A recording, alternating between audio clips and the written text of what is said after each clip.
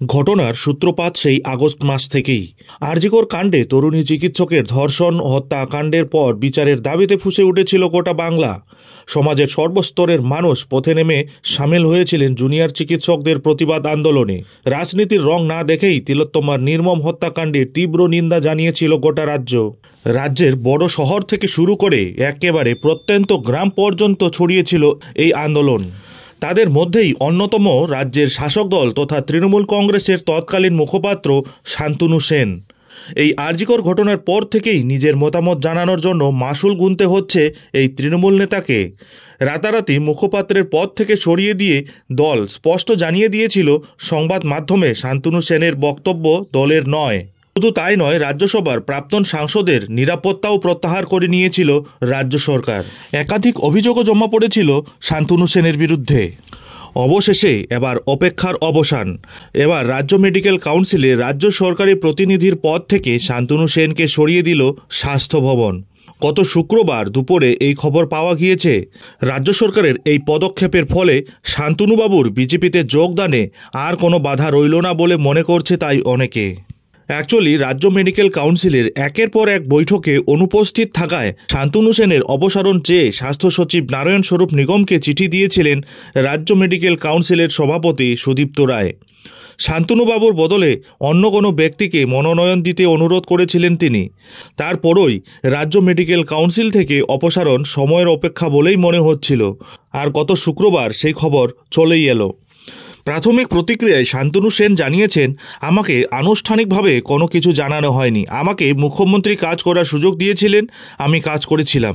কিছু লোক আমার বিরুদ্ধে স্বাস্থ্য সচিবকে চিঠি দিয়ে মিথ্যা অভিযোগ করেছেন। আমাকে সেই চিঠিও পাঠানো হয়নি, যদিও আমি আমার বক্তব্য লিখিতভাবে স্বাস্থ্য সচিবকে জানিয়েছি।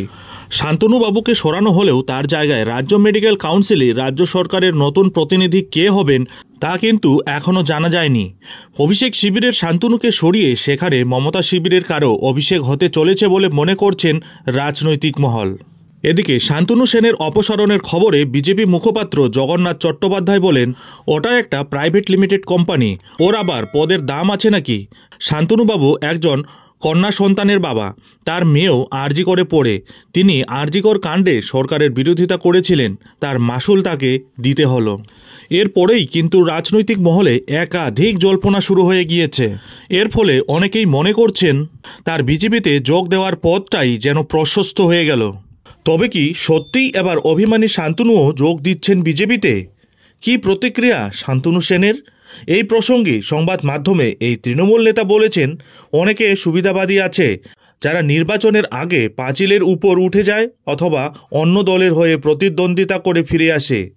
কেউ আবার দলকে ব্ল্যাকমেল করার জন্য বাড়ির চারপাশে বিজেপির পতাকা দিয়ে মুড়ে ফেলে, তারপর সেই তৃণমূলের টিকিটেই বিধানসভার প্রার্থী হয়। শান্তনু সেন সেই দলের লোক নয়। শান্তনু সেন মমতা বন্দ্যোপাধ্যায়ের আদর্শে অনুপ্রাণিত, অভিষেক বন্দ্যোপাধ্যায়ের সেনাপতিত্বে বিশ্বাসী একজন অনুগত তৃণমূল কংগ্রেসের সৈনিক। এখানেই শেষ নয়, এদিন পদ খোয়ানোর পর বেশ আবেগপ্রবণ হয়ে পড়েন তৃণমূল নেতা তথা রাজ্যসভার প্রাক্তন সাংসদ শান্তনু সেন। এদিন তিনি বলেন, ব্যথায় বহিঃপ্রকাশ ঘোরের কোণে হয়, ক্যামেরার সামনে নয়।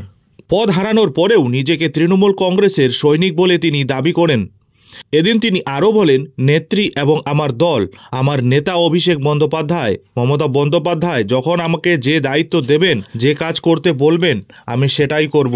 তৃণমূলের একজন সৈনিক হিসেবে আমি তৃণমূলের হয়েই লড়ে যাব। অতীত মনে করিয়ে দিয়ে এদিন তিনি বলেন, প্রথম দিন শান্তনু সেন থেকে তৃণমূল কংগ্রেস করেছে। তৃণমূল কংগ্রেস করতে গিয়ে প্রচুর মারও খেয়েছে। শান্তনু সেন বিধানসভা নির্বাচনের আগে কিন্তু পাঁচিলের উপর দুদিকে পা ঝুলিয়ে বসে থাকেনি। শান্তনু সেন কখনো ব্ল্যাকমেল করে লোকসভা বা বিধানসভার টিকিট চাওয়ার চেষ্টা করেনি।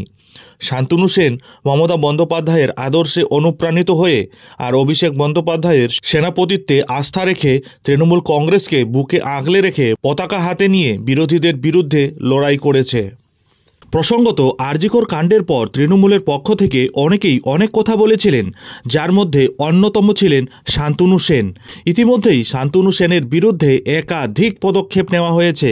মূলত রাজ্যের পক্ষ থেকে তিনিই প্রতিনিধি ছিলেন, কিন্তু সম্প্রতি তাকে সরানোর ব্যাপারে সুপারিশ গিয়েছিল, আর সেই সুপারিশ মেনেই এবার শান্তনু সেনকে এই মেডিকেল কাউন্সিল থেকে সরিয়ে দেওয়া হলো। যার ফলে প্রশ্ন উঠে গেছে, আর.জি. কর কাণ্ডের পরিপ্রেক্ষিতে যখন রাজ্য অস্বস্তিতে, তখন সেই সম্পর্কে কথা বলার কারণেই কি একের পর এক পথ চলে যাচ্ছে এই তৃণমূল নেতার? সব মিলিয়ে এই গোটা পরিস্থিতি এবার কোথায় গিয়ে দাঁড়ায় সেদিকেই নজর থাকবে সকলের। যাই হোক, এখন এখানেই শেষ করছি। এই ধরনের গুরুত্বপূর্ণ পরবর্তী আপডেটগুলি ঠিক সময় মতো পেতে অবশ্যই চ্যানেলে চোখ রাখুন।